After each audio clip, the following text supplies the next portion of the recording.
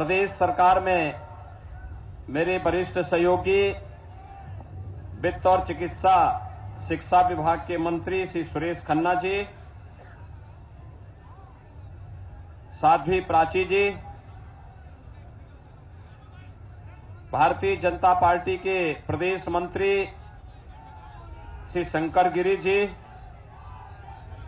क्षेत्रीय महामंत्री सुशील त्रिपाठी जी, जिला उपाध्यक्ष संजय सिंह त्रिलोकचंद जी, जिला महामंत्री श्री घनश्याम चौहान जी, जिला पंचायत अध्यक्ष श्रीमती उषा सिंह जी, ब्लॉक प्रमुख शिव कुमार सिंह जी, विधायक लंबुआ से देवमणि द्विवेदी जी, योगेंद्र सिंह जी, पूर्व मंत्री ओम प्रकाश पांडे जी, ज्ञानेश्वर शुक्ला जी, महेश सिंह जी, विधान परिषद सदस्य शैलेंद्र सिंह जी, जय नारायण तिवारी जी, प्रदीप शुक्ला जी, विजय कुमार पांडे जी, बद्री प्रसाद यादव जी और भारतीय जनता पार्टी के लोकप्रिय प्रत्याशी शिवम प्रकाश पांडे बजरंगी जी और उपस्थित भाइयों बहनों, आज मुझे आप सबके बीच में इसौली विधानसभा सीट पर भारतीय जनता पार्टी के प्रत्याशी के समर्थन में अपील करने के लिए आने का अवसर प्राप्त हुआ है। मैं सबसे पहले इस धरती को नमन करता हूं, क्योंकि धरती का संबंध आज से नहीं, त्रेता युग के रामायण काल की स्मृति को ये मान्यता है। भगवान राम के पुत्र महाराज कुश के नाम पर इस नगरी को बसाया गया था और ये भी मान्यता है कि बजरंगबली ने कालनेमी का वध यहीं पर किया था और हमारा प्रत्याशी भी बजरंगी ही है। भाइयों बहनों, स्वतंत्रता संग्राम के आंदोलन में भी सुल्तानपुर का बहुत बड़ा योगदान था। भारत की स्वाधीनता के लिए, भारत की आन मान और शान की रक्षा करने के लिए हमारे देश के जिन महान क्रांतिकारियों ने अपने आप को बलिदान किया था, उसमें सुल्तानपुर कभी पीछे नहीं रहा। मैं इस धरती को, जिसका अपना पौराणिक, ऐतिहासिक महत्व हो, और वह धरती आज जब विकास की एक नई बुलंदियों की ओर छूते हुए दिखाई दे रही है, इस अवसर पर मैं आप सबका हृदय से अभिनंदन करता हूं। भाइयों बहनों, जब हम सुल्तानपुर की बात करते हैं और इसौली की बात करते हैं, याद करिए पिछली बार समाजवादी पार्टी के विधायक ने कुछ वक्तव्य दिए थे, याद है ना? और मुझे लगता है उस वक्तव्य को याद करते हुए, स्मरण करते हुए, वोट की चोट से सपा, बसपा और कांग्रेस को इतना तरसा दीजिए कि आने वाले समय में इनकी हिम्मत न हो कि आपके बीच आ सके। भाइयों बहनों, 2017 के पहले और 2017 के बाद प्रदेश में क्या परिवर्तन हुआ है, ये फर्क साफ है। 2017 के पहले योजनाओं का आधार जाति और मजहब हुआ करता था। मैं आपसे पूछना चाहता हूं, क्या 2017 के पहले आपको बिजली मिलती थी? आज तो बिजली मिलती होगी ना, क्योंकि 2017 के पहले बिजली की भी जाति होती थी, उसका भी मजहब होता था। होता था कि नहीं होता था? यानी ईद और मुहर्रम रहेगी तो बिजली आएगी, और होली और दीपावली में गायब हो जाएगी। ये होता था कि नहीं होता था? 2017 के बाद लगातार बिजली मिली है, सबको बिजली, पर्याप्त बिजली, निर्बाध बिजली मिल रही कि नहीं मिल रही है? कोई भेद तो नहीं होता है ना? क्योंकि मोदी जी ने कहा है सबका साथ सबका विकास। तो सबका साथ सबका विकास का भाव के पीछे भी उद्देश्य यही है। हम योजनाओं को देने में कोई भेद नहीं करेंगे। कोरोना कालखंड है, कोरोना में आपने देखा होगा पूरी दुनिया पस्त है। कोरोना के कारण दुनिया के अंदर लाखों लोग मरे, लेकिन भारत के अंदर प्रधानमंत्री मोदी जी के नेतृत्व में, उनके मार्गदर्शन में कोरोना प्रबंधन का जो बेहतरीन कार्य हुआ, आज वह देखने को मिल रहा है। व्यक्ति के जीवन को भी बचाना है और उसकी जीविका को भी बचाना है। भाइयों बहनों, सुल्तानपुर में तो तमाम प्रवासी कामगार और श्रमिक आए थे। उन्होंने देखा होगा दिल्ली से उनको भगाया गया, अन्य राज्यों से उनको हटाया गया, लेकिन जैसे उत्तर प्रदेश के बॉर्डर पर आए, हमने वहां पर अपने परिवहन निगम की बस लगा के रखी थी, भोजन की व्यवस्था करके रखी थी। हमने कहा ये हमारे लोग हैं और इनकी सुरक्षा करना, इनकी सेवा करना हमारा दायित्व है, और हमने उनको सुरक्षित उनके घरों तक पहुंचाने का काम किया। कोरोना कालखंड में फ्री में टेस्ट, फ्री में उपचार, फ्री में वैक्सीन। वैक्सीन सबको मिली? कितने लोगों ने वैक्सीन ले ली है? कितने लोगों ने ली? थोड़ा पीछे जो लोग बैठे हैं वैक्सीन नहीं लिए हो अभी? ले लिए? सब लोग ले लिए ना? ये वैक्सीन का पैसा तो नहीं लगा था, ये फ्री में मिली थी ना। अगर 17 के पहले होता, सपा बसपा का कार्यकाल होता ना, तो ये वैक्सीन मार्केट में ब्लैक हो जाती। उनके नेता, उनके गुर्गे सारे वैक्सीन बेच देते, जनता ठगी की ठगी रह जाती। भाइयों बहनों, हमने आज तक 28.5 करोड़ वैक्सीन की डोजेस दे दी हैं और एक भी वैक्सीन की कोई शिकायत नहीं कर सकता कहीं ब्लैक हुई है। सबको वैक्सीन, फ्री में वैक्सीन। और भाइयों बहनों, यही नहीं, जो लोग वैक्सीन के बारे में दुष्प्रचार करते थे, आप याद करिए, ये थर्ड वेव, कोरोना की तीसरी वेव को आने से वैक्सीन ने रोका है। कब आई कब गई कोई पता नहीं।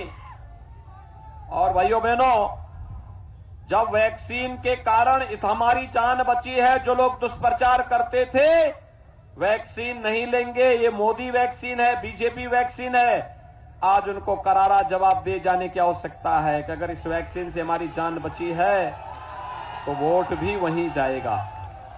बोलेंगे, सभी लोग बोलेंगे। भाइयों बहनों, डबल डोज की सरकार है, डबल इंजन की सरकार है, डबल डोज राशन का भी मिलेगा ना? राशन मिल रहा है कि नहीं मिल रहा है? पर्याप्त मात्रा में दाल, तेल, नमक सब है ना? सभी लोग सहमत हैं? 2017 के पहले भी राशन मिलता था? भाइयों बहनों, 2017 के पहले राशन नहीं था। ये सारा राशन खाद्यान्न माफिया डकार जाते थे, जिनका संबंध समाजवादी पार्टी से या बहुजन समाजवादी पार्टी से हुआ करता था।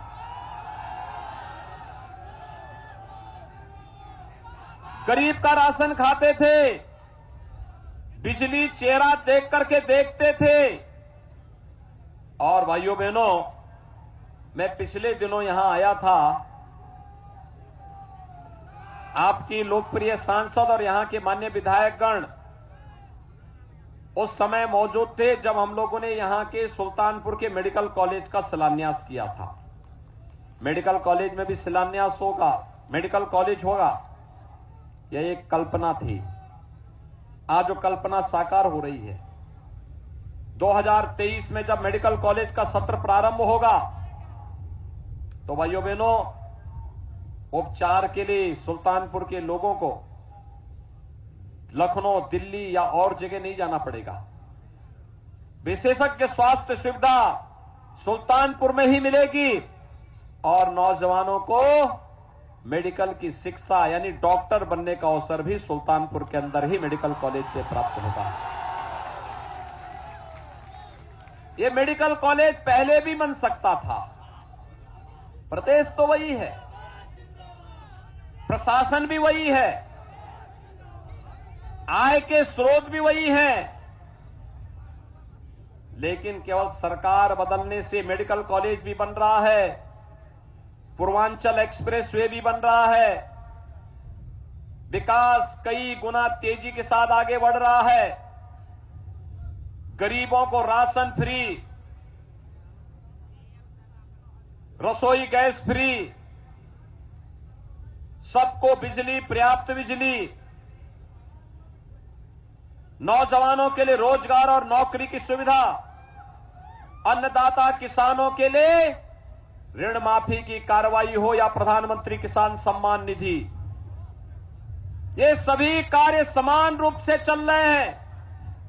और अभी तो हमने तय किया है कि हर कॉलेज जाने वाली मेधावी बेटी को स्कूटी फ्री में देंगे।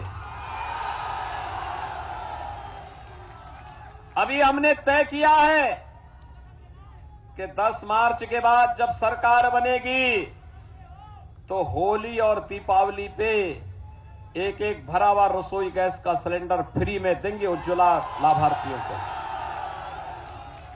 और यह भी तय किया है अब की बार जब सरकार बनेगी भाइयों बहनों तो 60 साल से ऊपर की सभी माताओं को, बहनों को फ्री में परिवहन निगम की बस में यात्रा की सुविधा उपलब्ध करवाएंगे। अभी सरकार ने यह भी तय किया है कि सरकार अब जब बनेगी अगले 5 वर्ष के अंदर ऐसी स्थिति पैदा करेंगे किसी किसान को ट्यूबवेल का बिल देने की आवश्यकता नहीं पड़ेगी, फ्री में बिजली मिलेगी। सरकार ने यह भी तय किया है कि हर नौजवान को, अब तक हमने नौकरी और रोजगार के साथ जोड़ने का कार्य किया, लेकिन आने वाले 5 वर्ष में हर परिवार के एक सदस्य को नौकरी अथवा रोजगार या स्वतः रोजगार के साथ जोड़ने का कार्य करेंगे। अब उत्तर प्रदेश का नौजवान पिछड़ा नहीं होगा, फिसड्डी नहीं होगा, पहचान का संकट नहीं आएगा। उत्तर प्रदेश के नौजवान के लिए, भाइयों बहनों, उत्तर प्रदेश के नौजवान के लिए वर्तमान में 1 करोड़, चाहे वह स्नातक या प्रास्नातक वाला छात्र हो, वह नर्सिंग या पैरामेडिकल का हो या फार्मेसी का या मेडिकल या इंजीनियरिंग का, डिप्लोमा या सर्टिफिकेट का कोर्स कोई व्यक्ति नौजवान कर रहा है, इन सभी को टैबलेट और स्मार्टफोन वर्तमान में सरकार दे रही है। समाजवादी पार्टी ने चुनाव आयोग को कंप्लेंट किया है, कहा यूपी के नौजवानों को कहां ये सब दिया जा रहा है। मैंने कहा नहीं, इसमें तो केवल सिपाही खानपान का अधिकार है। यानी उनका तो नारा ही यही है, एक ही नारा है कि सबका साथ और सिपाही खानदान का विकास। वो यही करते थे, यही तो करते थे, जीवन भर यही किया है। महोत्सव करते थे, सिपाही महोत्सव, न राग न रंग न भाव न भाषा, आयोजकों को पता ही नहीं लगता था क्या हो रहा है। आज जब हमें अवसर मिलता महोत्सव का तो भाइयों बहनों दीपोत्सव होता है। दीपावली कैसे मनाई जानी, अयोध्या की दीपावली दुनिया के सामने ब्रांड बनती है।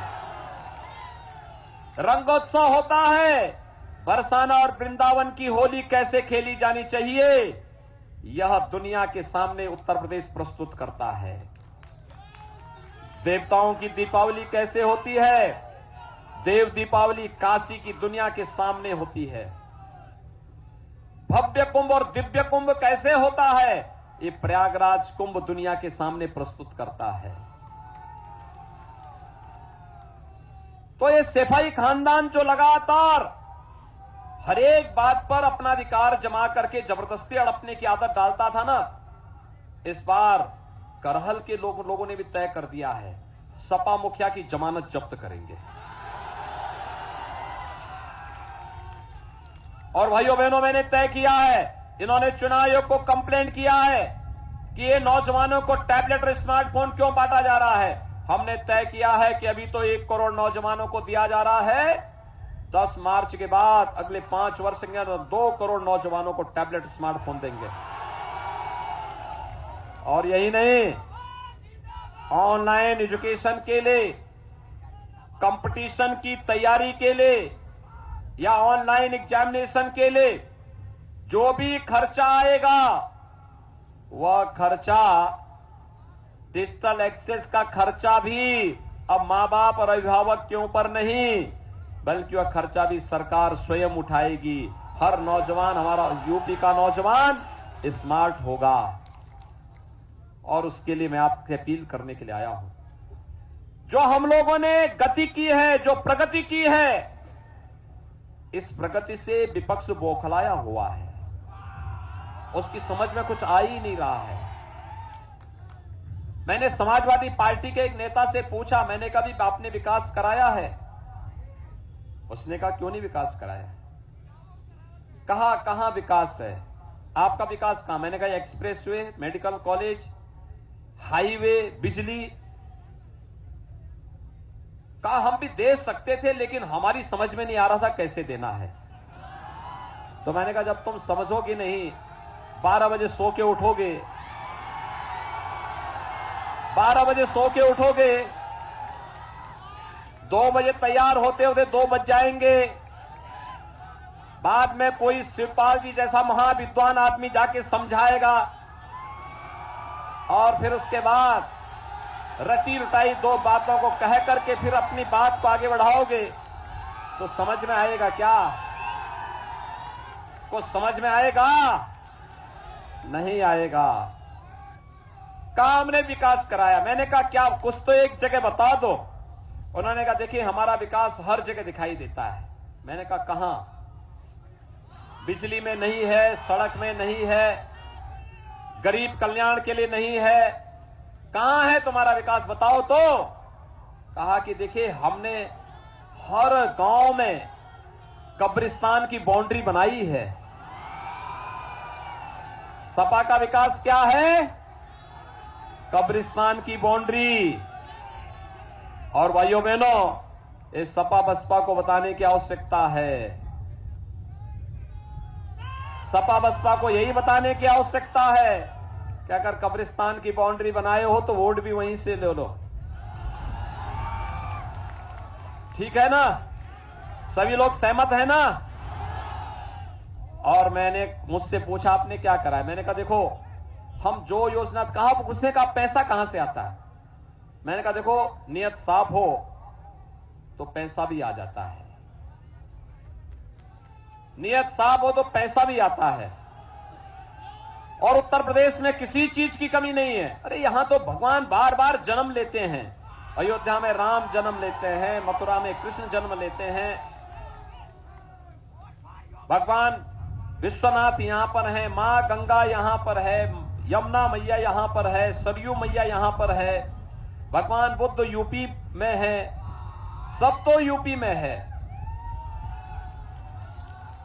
और भाइयों बहनों, मैंने कहा देखिए हमारे पास प्रकृति और परमात्मा का आशीर्वाद है, नियत साफ है, सोच ईमानदार है, तो काम दमदार होगा। होगा कि नहीं होगा? आपको दमदार और मजबूत सरकार चाहिए या दुमदार और मजबूर सरकार? दमदार सरकार चाहिए ना? तो दमदार सरकार के लिए भाइयों बहनों, एक हाथ में विकास की छड़ी होगी और दूसरे हाथ में पेशेवर माफिया और अपराधियों के लिए बुलडोजर भी होगा। हमारा बुलडोजर एक्सप्रेसवे ही नहीं बनाता है, हमारा बुलडोजर माफिया के ऊपर चढ़ करके उसको जब रगड़ता है ना, तो जो गरीबों का पैसा उसने इकट्ठा करके आरसीसी की दीवारों में कैद किया होता है, ये पैसा निकलता है तो गरीब को राशन भी जाता है। ये पैसा निकलता है तो मेडिकल कॉलेज भी बन जाता है। ये पैसा निकलता है फ्री में टेस्ट, फ्री में उपचार, फ्री में वैक्सीन, फ्री में राशन, ये सभी फ्री में मिलने लगते हैं। और इसलिए भाइयों बहनों, सुल्तानपुर में 5 सीटें हैं। ये 5 पर भारतीय जनता पार्टी जीतेगी। दमदार सरकार तभी बनेगी जब 325 सीट पाएंगे। फिर एक बार 300 पार के लक्ष्य को प्राप्त करने में आप योगदान देंगे। पिछली बार इसोली चूका था। और भाइयों बहनों, अति आत्मविश्वास में रहने की आवश्यकता नहीं। पिछली बार चूका था तो खामियाजा किस रूप में भुगतना पड़ा था देखा नहीं। जो व्यक्ति विधायक चुना गया था क्या क्या गाली देता था, सुना होगा ना, क्या क्या गाली दे रहा था। अब इन समाजवादियों को यही इनका संस्कार है और थूक करके चाटने का ही इनकी आदत है। गाली भी देता था और उसके बाद नाक भी रगड़ता था। और मैं इसीलिए आपसे कहने के लिए आया हूं, पिछली बार चूके थे, इस बार चूकना मत। तैयार है ना? बजरंगी को जिता के भेजेंगे भारी वोटों से। दोनों हाथ ला करके मेरे साथ बोलेंगे, जहां तक आवाज जा रही है दोनों हाथ ला करके बोलेंगे, भारत माता की, भारत माता की, भारत माता की।